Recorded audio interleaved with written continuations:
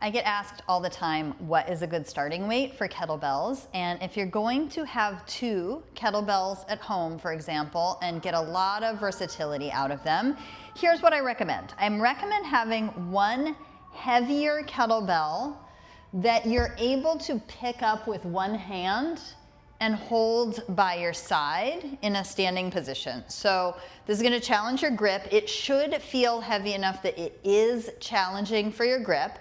You should feel like you're getting tipped off center a little bit because of that weight, but I want you to have something that you can manage in a single hand, all right? And this is gonna give you a lot of bang for your buck in terms of lower body exercises, squats, lunges, deadlifts, single leg deadlifts. Potentially it's something you could work up to for a 2-arm swing weight and potentially over time a single arm swing weight.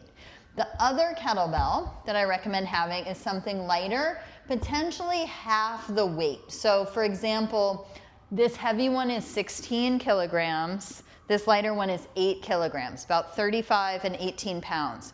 You could think of it as maybe like a 30-pound weight and a 15-pound weight, something like that. Something that's about half the weight is gonna give you a bell that you can handle with upper body movements like a row, and a bell that you're able to press overhead fairly comfortably for, I would say, about 5 repetitions.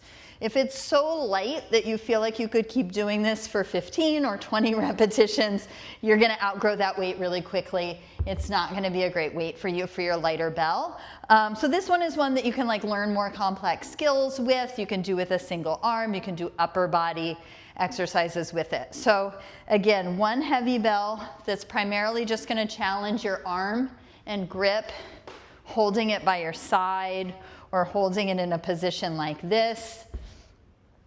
Another weight that you are able to do things like a row and an overhead press. Okay, so that's a good place to get started. I would also recommend, if in doubt, go heavier, go a little bit on the heavier side. There are some stepping stone type of techniques that you can use to familiarize yourself with the heavier weight and grow into that weight.